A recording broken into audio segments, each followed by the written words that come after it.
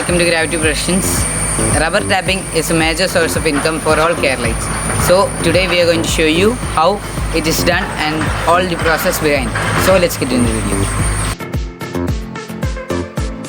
Many plant species produce natural rubber. Considerations of quality and economics, however, limit the source of natural rubber to one species, namely Hevea brasiliensis. It is a native of the Amazon basin and introduced from there to countries in the tropical belts of Asia and Africa during late 19th century. It can be termed as the most far-reaching and successful of introductions in plant history, resulting in plantations over 9.3 million hectares, 95% of it across the globe in Asia.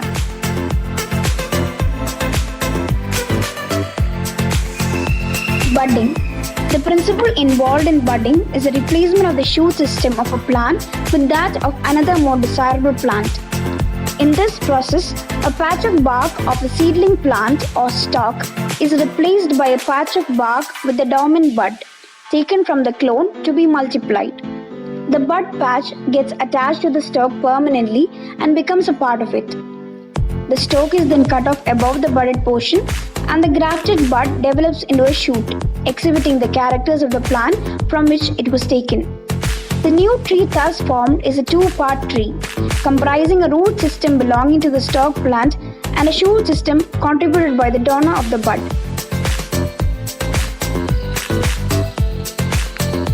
Panels are marked on the tree selected for tapping using a template and marking knife. After deciding the position of the panel, a vertical line called the front channel line is drawn. On this line, the opening height is marked. Another vertical line called back channel line is marked on the half spiral point above the opening height. With the aid of the template placed between these two lines at the opening height, ensuring a high left to low right, the line for tapping cut and a few guidelines are marked through the grooves. The vertical front end of the template should be kept on the front channel of the tree, parallel to it, and the free end of the template is wound on the trunk towards the left side. After marking the guidelines, spout and cup hanger are fixed. Subsequent guidelines are marked every year before commencing of tapping. Rubber tapping is possible only when the bark of the tree is dry. So proper rain guarding is necessary for uninterrupted tapping of trees during rainy season. The product is so designed as to fit on the rubber tree, protecting tapping panel and latest collection cup from rainwater. Invention of tapping shade enabled rubber growers to tap their trees even on rainy days. Tapping shade is fixed 6 inches above the tapping panel all around the tree so as to divert stem flow of water, protecting tapping panel and bark area. It provides sufficient aeration to the tapping panel so that the changes for fungal growth is negligible. It also protects the lattice collection cup fixed under tapping panel. This ready-to-use plastic device can easily be fixed around the tree 15 cm just above the panel. Since this is a reusable product, it is advisable to fix shade using stable pins just under a top, either a short skirt like polyethylene sheet fixed around the tree using bitumen adhesive, or shade tops which can also be fixed by applying bitumen adhesive. These methods help us to keep the shade away from direct contact with bitumen adhesive, and hence it can be reused for a few years.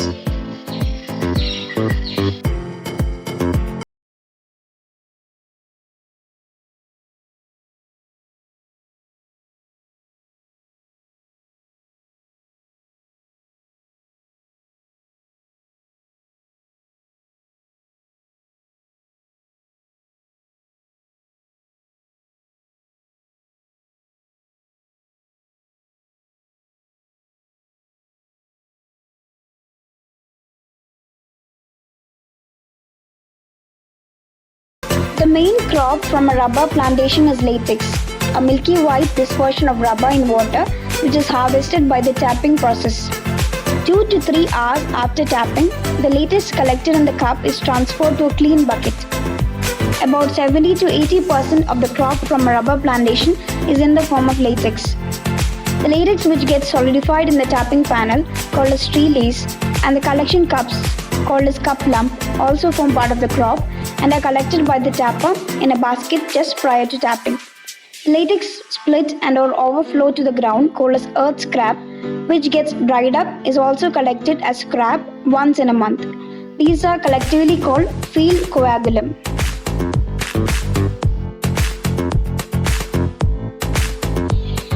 Michon knife and jabong knife are mainly used in the tapping process.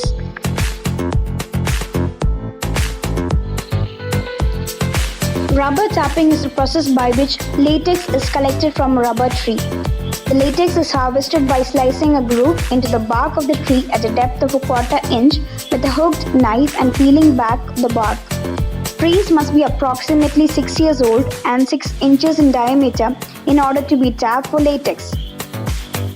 Each night or early morning, a rubber tapper must remove a thin layer of bark along a downward half spiral on the tree trunk. If done carefully and with skill, this tapping panel will yield latex for up to 5 hours. Then the opposite side will be tapped, allowing this side to heal over. The spiral allows the latex to run down to a collecting cup. The work is done at night or in the early morning before the day's temperature rises, so the latex will drip longer before coagulating and sealing the cut. Depending on the final product, additional chemicals can be added to the latex cup to preserve the latex longer. Ammonia solution helps prevent natural coagulation and allows the latex to remain in its liquid state. Plastic bags containing coagulant have replaced cups in many plantations in Malaysia. This form of latex is used as the raw material for latex concentrate, which is used for dipped rubber products or for the manufacture of ribbed smoke sheet grades.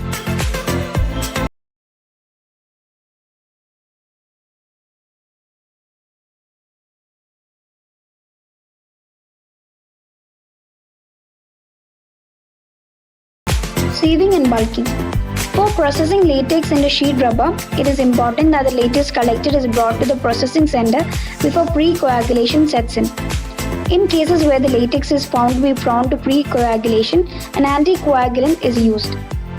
Latex brought to the center is strained through 40 and 60 mesh stainless steel sieves. The volume of latex is measured with a standard vessel and a calibrated rod.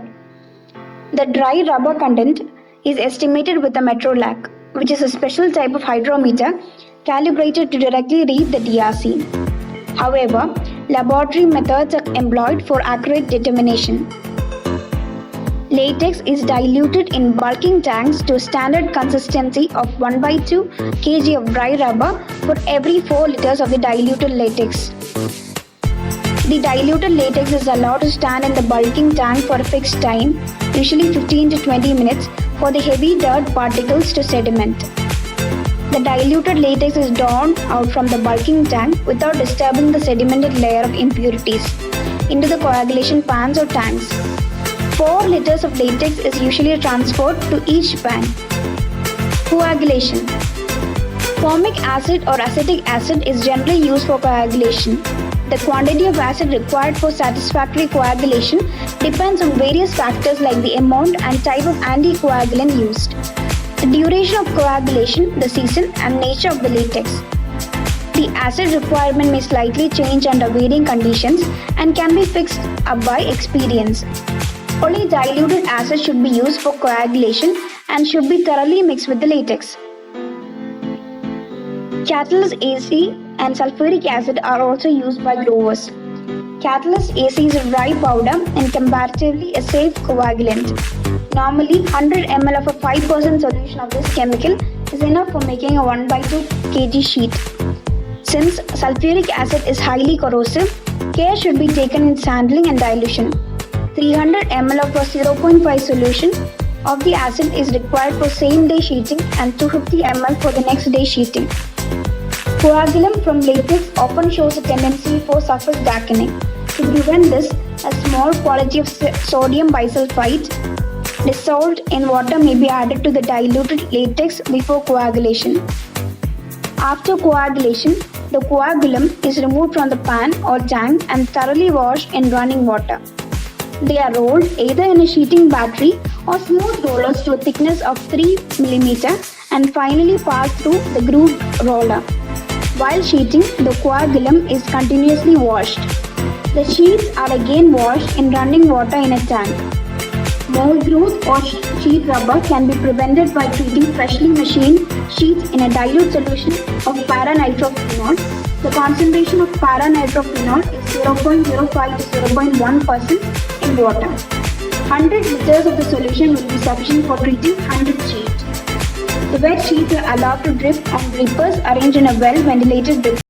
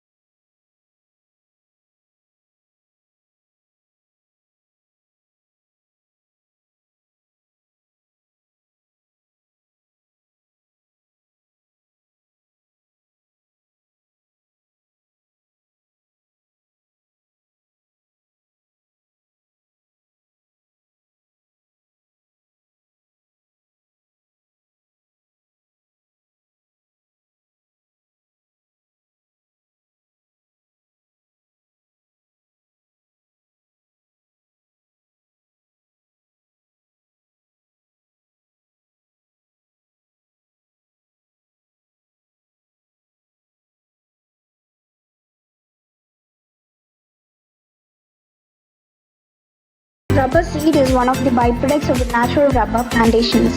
It is mainly available during the months between July to September. Though seed setting commences even during the immature phase, seeds from mature rubber plantations are collected as they meet the essential properties for processing and plant propagation.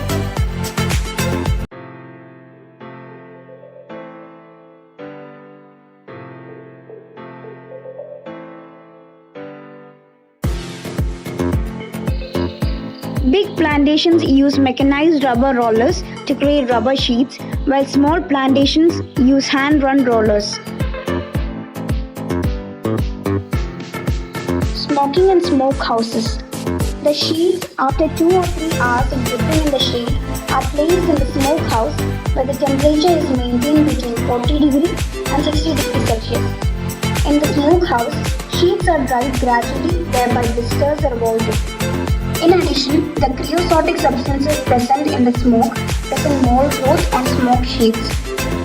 It is preferable to smoke the sheets on the first day at a low temperature. For the subsequent days, the sheets are to be dried at a higher temperature and fairly low relative humidity. Sheets can be dried by placing them on the first day on the reapers at the bottom region of the smokehouse and at the higher regions on the subsequent days of the smoking. There are various types of smokehouses all working on the same general principle. The essential features of a smokehouse are a chamber in which the sheets can be placed on reapers, a furnace outside the chamber, and a flue duct connecting the furnace to the chamber. Generally, the sheets are turned on the reapers every day for uniform smoking and drying and to avoid reaper marks on dry sheets. 4 days of smoking is generally sufficient under normal conditions, but during the rainy season, 5 to 6 days are required for satisfactory drying of sheets. Drying of sheets in a smokehouse has definite advantages. It is quicker than sun drying and does not cause oxidation by ultraviolet radiation. Inside the smokehouse, there is only limited supply of air and is mostly filled with smoke and carbon dioxide. Hence, chances for oxidation of rubber are very limited, provided the temperature is within limits. Also, the creosotic materials present in the smoke get deposited on the surface of the sheets, thereby preventing mold growth on sheets.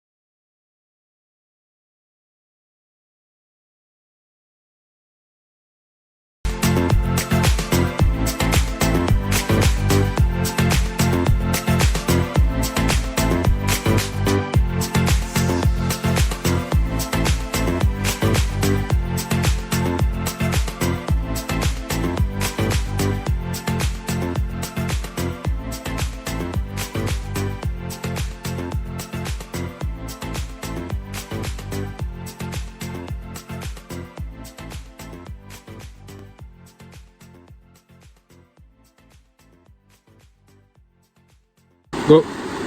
Thank you for watching, guys. Like, comment and share.